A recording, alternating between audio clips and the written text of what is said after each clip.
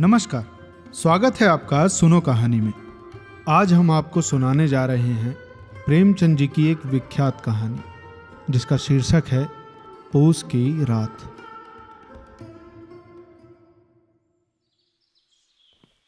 हल्कू ने आकर स्त्री से कहा, अरे सहना आया है, लाओ जो रुपए रखे हैं उसे दे दूं, किसी तरह गला तो छूटे। मुन्नी झाड़ू लगा रही थी, पीछे फिरक कर बोली, 3 ही रुपए हैं, दे दोगे तो कंबल कहां से आवेगा? माघ पूस की रात हार में कैसे कटेगी? उससे कह दो फसल पर देंगे, अभी नहीं। हल्कू एक क्षण अनिश्चित दशा में खड़ा रहा। पूस सिर पर आ गया।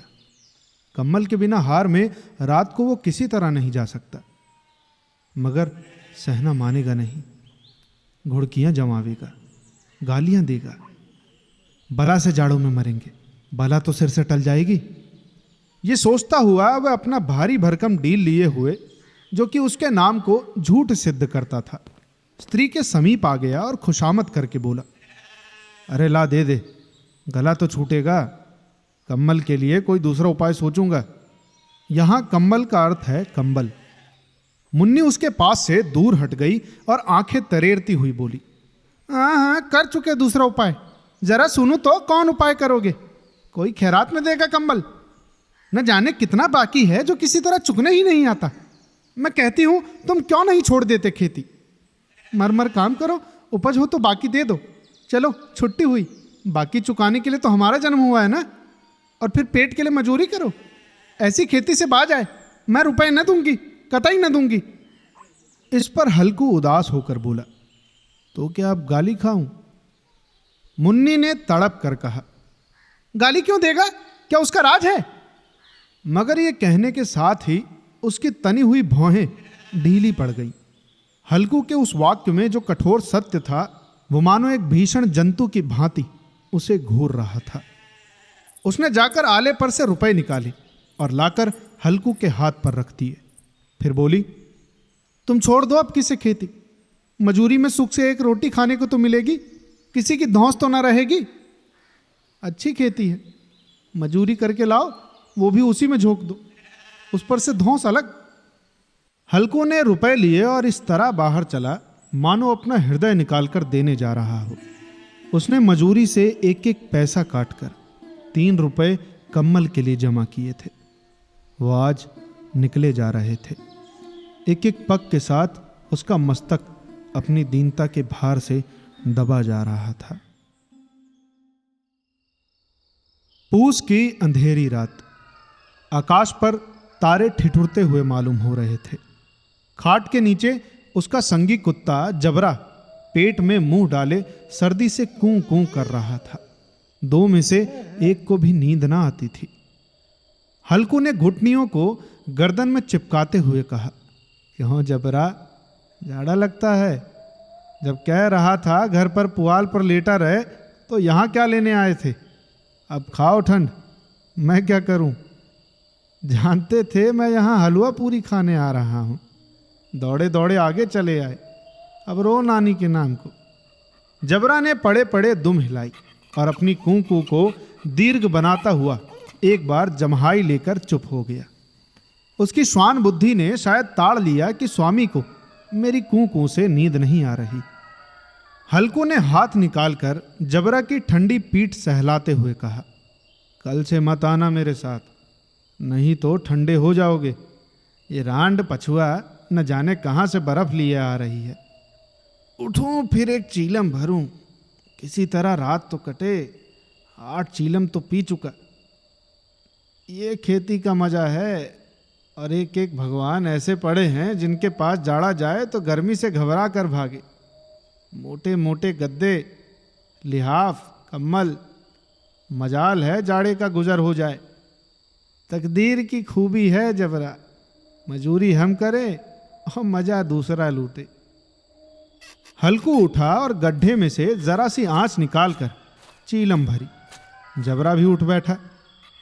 हल्कू ने चीलम पीते हुए कहा, पिएगा चीलम, जाड़ा तो क्या जाता है, हाँ लेकिन मन जरूर बदल जाता है। जबरा ने उसके मुंह की ओर प्रेम से छलकती हुई आंखों से देखा।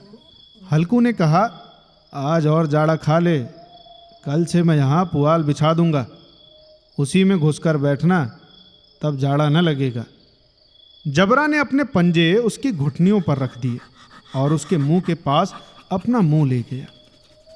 हल्कू को उसकी गर्म सांस लगी। चीलम पीकर हल्कू फिर लेटा और निश्चय करके लेटा कि चाहे कुछ हो, अब की सो जाऊंगा।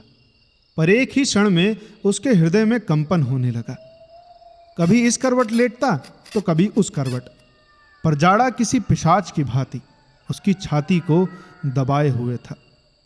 जब किसी तरह न रहा गया तो उसने जबरा को धीरे से उठाया और उसके सिर को थपथपाकर उसे अपनी गोद में सुला लिया।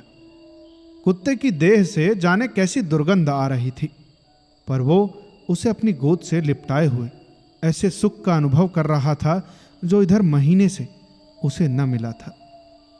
जबरा शायद समझ रहा था कि स्वर्ग यही है, और हल्कू की पवित्र आत्मा में तो उस कुत्ते के प्रति घृणा की गंध तक न थी। अपने किसी अभिन्न मित्र या भाई को भी वह इतनी तत्परता से गले न लगाता। वो अपनी दीनता से आहत न था जिसने आज उसे इस दशा तक पहुंचा दिया। नहीं, इस अनोखी मैत्री ने जैसे उसकी आत्मा के सब द्वार खोल दिए थे और उसका एक एक अणु प्रकाश से चमक रहा था। सहसा जबरा ने किसी जानवर की आहट पाई। इस विशेष आत्मीयता ने उसमें एक नई स्फूर्ति पैदा कर दी थी जो हवा के ठंडे झोंकों को तुच्छ समझती थी। वो झपट कर उठा और छतरी से बाहर आकर भौंकने लगा। हल्कू ने उसे कई बार चुमकार कर बुलाया, पर वो उसके पास ना आया। हार में चारों तरफ दौड़ दौड़कर भौंकता रहा। एक क्षण के लिए आ भी जाता तो तुरंत ही फिर दौड़ता। कर्तव्य उसके हृदय में अरमान की भांति उछल रहा था। 1 घंटा और गुजर गया। रात ने शीत को हवा से धधकाना शुरू किया। हल्कू उठ बैठा और दोनों घुटनों को छाती से मिलाकर सिर को उसमें छिपा लिया। फिर भी ठंड कम न हुई। ऐसा जान पड़ता था कि सारा रक्त जम गया है। धमनियों में रक्त की जगह हिम बन रही है। उसने झुककर आकाश की ओर देखा। अभी कितनी रात बाकी है। सप्तऋषि अभी आकाश में आधे भी नहीं चढ़े थे। ऊपर आ जाएंगे तब कहीं सवेरा होगा। अभी पहर से ऊपर रात है। हल्कू के खेत से कोई एक गोली के टप्पे पर आमों का एक बाग था। पतझड़ शुरू हो गई थी। बाग में पत्तियों का ढेर लगा हुआ था। हल्कू ने सोचा चलकर पत्तियां बटोरूं और उन्हें जलाकर खूब तापूं। मगर रात को कोई मुझे पत्तियां बटोरते देखे तो समझे कि कोई भूत है। कौन जाने कोई जानवर ही छिपा बैठा हो। मगर अब तो बैठे नहीं रहा जाता। उसने पास के अरहर के खेत में जाकर कई पौधे उखाड़ लिए और उनका एक झाड़ू बनाकर हाथ में सुलगता हुआ एक उपला लिए बगीचे की तरफ चला। जबरा ने उसे आते देखा तो पास आया और दुम हिलाने लगा। हल्कू ने कहा, अब तो नहीं रहा जाता जबरू, चलो बगीचे में पत्तियां बटोर कर तापें। टाटे हो जाएंगे तो फिर आकर सो जाएंगे। अभी तो बहुत रात है। जबरा ने कूं-कूं करके सहमति प्रकट की और बगीचे की ओर चला। बगीचे में खूब अंधेरा छाया हुआ था और अंधकार में निर्दयी पवन पत्तियों को कुचलता हुआ चला जाता था। वृक्षों से ओस की बूंदें टप टप करके नीचे टपक रही थी। एकाएक एक झोंका मेहंदी के फूलों की खुशबू लिए हुए आया। हल्कू ने कहा, कैसी अच्छी महक आई जबरू, तुम्हारी नाक में भी कुछ सुगंध आ रही है। जबरा को कहीं जमीन पर एक हड्डी पड़ी मिल गई थी और वो उसे चिचोड़ रहा था। हल्कू ने आग जमीन पर रख दी और पत्तियां बटोरने लगा। जरा देर में पत्तियों का ढेर लग गया। हाथ ठिठुरे जाते थे, नंगे पांव गले जाते थे, लेकिन वो पत्तियों का पहाड़ खड़ा कर रहा था। मानो इसी अलाव में वो ठंड को जलाकर भस्म कर देगा। थोड़ी देर में अलाव जल उठा। उसकी लौ ऊपर वाले वृक्ष की पत्तियों को छू छू कर भागने लगी। उस अस्थिर प्रकाश में बगीचे के विशाल वृक्ष ऐसे मालूम होते थे मानो उस अथाह अंधकार को अपने सिरों पर संभाले हुए हों। अंधकार के उस अनंत सागर से ये प्रकाश एक नौका के समान हिलता मचलता हुआ जान पड़ता था। हल्कू अलाव के सामने बैठा आग ताप रहा था। अगले क्षण में उसने दोहरा उतार कर बगल में दबा ली। दोनों पांव फैला दिए, मानो ठंड को ललकार रहा हो। तेरी जी में जो आए सो कर। ठंड की असीम शक्ति पर विजय पाकर वो विजय गर्व को हृदय में छिपा न सकता था। उसने जबरा से कहा, क्यों जब्बर, अब ठंड तो नहीं लग रही? जबरा ने कूं-कूं करके मानो कहा, अब क्या ठंड लगती ही रहेगी? पहले से ये उपाय न सूझा, नहीं तो इतनी ठंड क्यों खाते? जबरा ने पूंछ हिलाई। अच्छा आओ, इस अलाव को कूद कर पार करें, देखिए कौन निकल जाता है। अगर जल गए बच्चा तो मैं दवा न करूंगा। जबरा ने उस अग्नि राशि की ओर कातर नेत्रों से देखा। मगर मुन्नी से कल न कह देना, नहीं तो लड़ाई करेगी। ये कहता हुआ वो उछला और उस अलाव के ऊपर से साफ निकल गया। पैरों में जरा लपट लगी, पर वो कोई बात न थी। जबरा आग के गिर्द घूमकर उसके पास आ खड़ा हुआ। हल्कू ने कहा, चलो चलो, ये सही नहीं, ऊपर से कूद कर आओ, ऊपर से। वो फिर कूदा और अलाव के इस पार आ गया। पत्तियां जल चुकी थीं। बगीचे में फिर अंधेरा छाया था। राख के नीचे कुछ कुछ आग बाकी थी, जो हवा का झोंका आ जाने पर जरा जाग उठती थी, पर एक ही क्षण में फिर आंखें बंद कर लेती थी। हल्कू ने फिर चादर ओढ़ ली और गरम राख के पास बैठा हुआ एक गीत गुनगुनाने लगा।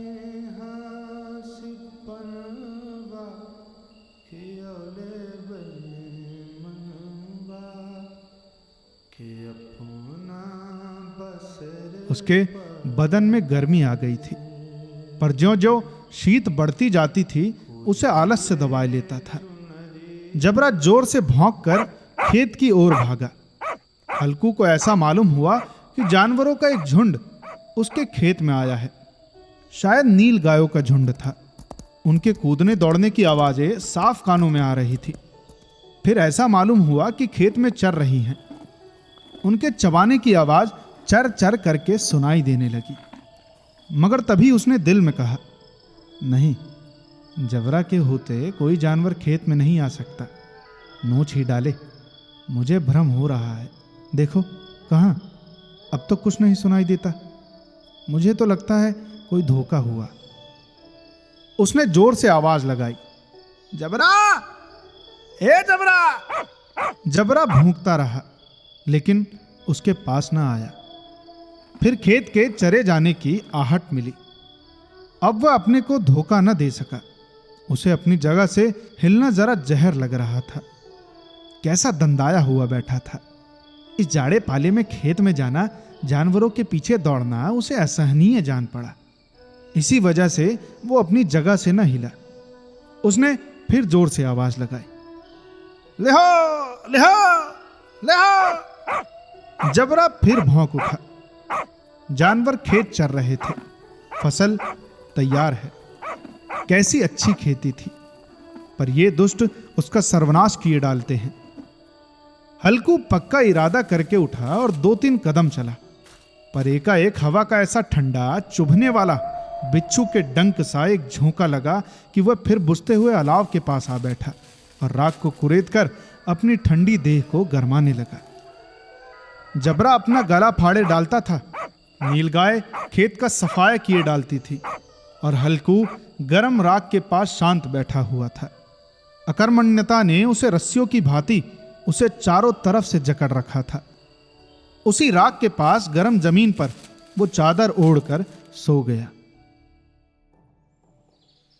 सवेरे जब उसकी नींद खुली तब चारों तरफ धूप फैल गई थी और मुन्नी कह रही थी, क्या आज सोते ही रहोगे? तुम यहां आकर रम गए और उधर सारा खेत चौपट हो गया। हल्कू ने उठकर कहा, अरे क्या तू खेत से होकर आ रही है?